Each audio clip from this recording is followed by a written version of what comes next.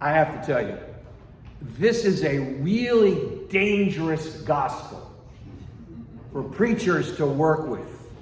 Because basically it says, don't do any work in the church.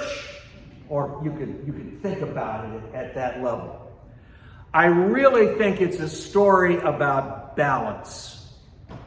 So if you begin to frame it as a story about balance, a teaching about balance. Oh, shiny! Squirrel! I get distracted really easy. So where was I? Oh yes, it's a story about balance. Do you see how the world and all the things can draw our attentions away? Here we are in the middle of proclaiming Jesus. Oh, it's a car just went by. Did you see? Do you see how easy it is to get distracted? So it really takes a lot of discipline to get to a place to understand why we need to be able to do the things we do in the service of Jesus, in the service of sharing that love, and at the same time be deeply nurtured so that we have a connection to that love. You may remember when I was here on Pentecost, you all got little fans that had tongues of fire on them. And in the middle of the tongue of fire, it said a little heart with listen with the ear of your heart. Listen with the ear of your heart. And if you think about it, that expression from the first part, the first line of the rule of St. Benedict, listen to these instructions. They are offered to you with all this good in mind. The first is to listen with the ear of the heart. Attend to them in that way. So what Jesus is offering, this teaching and what we're hearing is this sense of balance and where you get your strength from. The depth of relationship. Now Martha's doing the right thing. She's offering hospitality. She's worried about not welcoming her guest in. And she's quite right to look at her sister and base. I have brothers, so I don't know a whole lot about sisters. I am married to the youngest of 4 sisters, so I hear her talking about and how she interacts with her older sisters. And there's a depth of love, but at the same time, well, I'll just leave it for those of you who actually understand sisters to be sisters and get that whole thing. If we're going to talk about balance, let me give you some insight into the fact that Martha and Mary actually represent not one or the other, but there's a wholeness there that they both have it in totality. They are both fully one who can be easily distracted and busy offering hospitality, and one who can sit. They have all of that within them. It happens to be in a moment when, in Mary's case, she's exhibiting a discipline in a certain way that Martha isn't. And when the gifts are needed, they get known. If any of you're probably going to say, we're going to go into psychology for a minute. Can you hang in with me for a second? I'm going to talk about the Myers-Briggs type indicator because it's an example of what I'm trying to say. I'm not asking you to be anything other than to use it as an illustration. But in the Myers-Briggs type indicator, it's a self-selection device. You go through it, you answer 120 some odd questions. And by the time you're done, you figure out what you claim are your preferences. It guides you in an understanding of yourself. And then, like all good things, we fall into the trap of making it so meaningful that we all want to use it for our own purposes. And we lose sight of its good pieces as well. So in it, there starts off with, are you an introvert or an extrovert?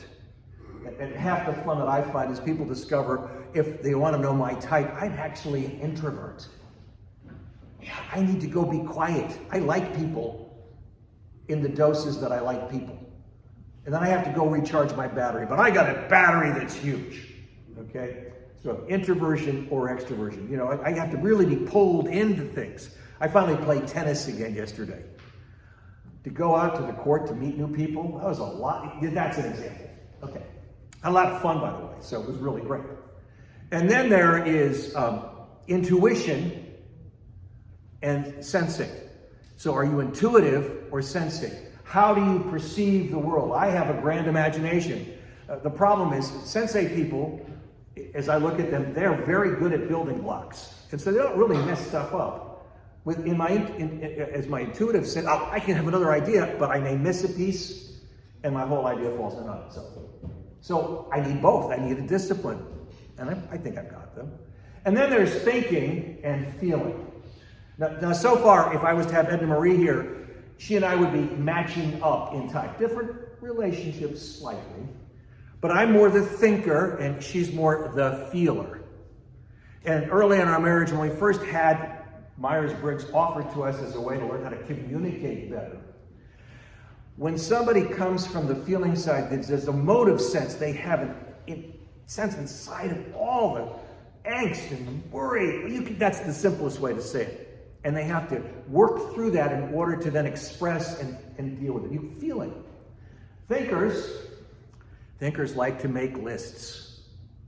And so what happens if we're confronted with a problem? What's the thing the thinker does? Well, let's do this, this, this, and this. And what does the feeler go? I don't want to hear about it. Let's do this, this, and this. So you know what I learned to do? I learned to give a hug on the top of my list. It made things a whole lot better. This is also part of my preparation for marriage training. So there's a small insight into there. But the one I really want to bring forward to you today is the one that's called judging and perceiving. So you've got your 4 points. So in my case, if I was to give you all the letters, I'm an INTJ. More information than you needed. Okay? That means I like to make decisions. That's a J, judging. And then there are perceivers. Perceivers wait. And wait. And wait. Have you ever been in a meeting with perceivers? And wait, because they want to have every piece of information. This is not fair. But but they want to make the right decision. And but there's actually something there that Jesus points to in Mary's temperament that I needed to learn.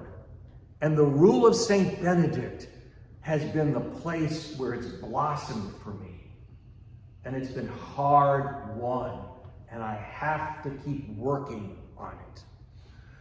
Jesus talks about Mary because she's in there listening. It says it in the gospel. She is there listening to Jesus. Listen with the ear of the heart.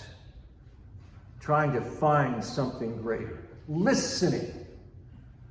That's another way for me of understanding what it is to be in the best parts version of perceiving.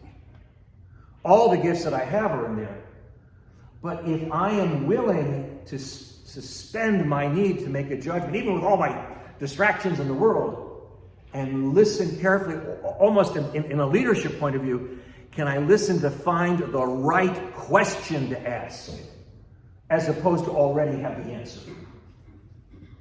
You see the difference there? And when you can finally find that right question, everything falls together beautifully. But we push hard against that because that's our humanity. Isn't it wonderful how loved we are by Jesus? We come out of a cultural milieu. I don't often get to say milieu a lot in church, so hopefully I said it right. Where we have been trained up to show how good we are by what we do. What's my vitae? How long is it? What have I accomplished? What have I done? Da-da-da. All these things. In the church world, when two priest types get together, usually the question is, so what's your ASA? Oh, you didn't know what ASA is? Average Sunday attendance. And if you have a bigger, you can see where this is going.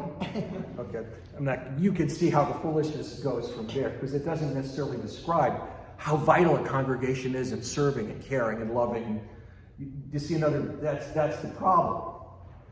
We have put on this our own thinking. I think Martha's amazing. Because Martha, as she meets Jesus again, when he's coming into town to find out about Lazarus, who's been dead for 3 days? It's Martha that goes up and says to him, Lord, if you had been here, she knew who Jesus was. And she's the one that rushed to him and brought Jesus to that moment where Jesus could feel fully for all of us, because he wept and then offered a great sign of love. So don't forget the fullness of Martha as you balance that sense between Martha and Mary. I'm going to leave you with a story, short story, and an invitation. This is an early part where I think I was given a gift by God to begin to understand this judging, perceiving thing. That I wasn't always supposed to make lots of decisions. I always wasn't supposed to be busy. Jesus wasn't watching me do all of these great things as a young priest. I found myself on a retreat, a personal retreat. I tried to have a silent retreat. It was good. Personal retreat. And I'd been there, and at meals, it was okay to talk. And there was another man there. He may have been a Roman Catholic priest. I'm not sure. It was incognito. But he was definitely a gifted spiritual director. And I enjoyed chatting with him for a few moments. And then he left me with this wonderful story to ponder.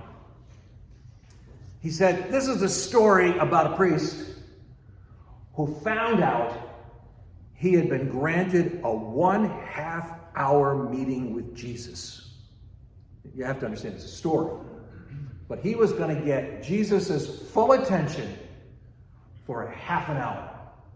And he knew what the date was going to be, like 6 months down the line. And so as he got ready and started thinking about this time he was going to have this amazing half-hour fullness with Jesus, he kept saying, what should I tell the Lord? What should I do? What questions should I ask?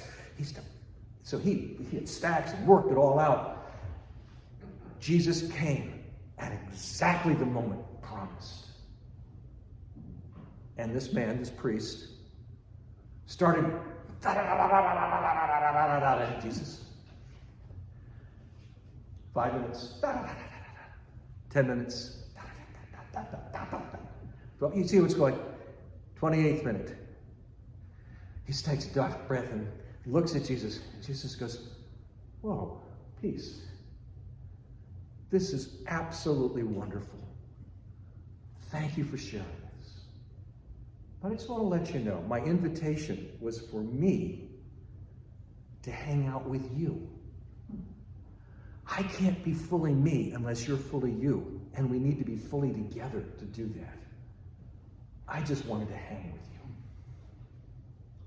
So my invitation to you is one which is born a little bit out of Mary, and a little bit out of Martha, and very much out of Bill, which is, it's important, and for me, and my invitation to you, is to carve moments, 2 minutes, 5 minutes, maybe 10 minutes, where all you do is find a place which is holy for you, and sit and be still.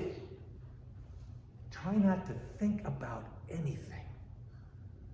It may even look like you're falling asleep.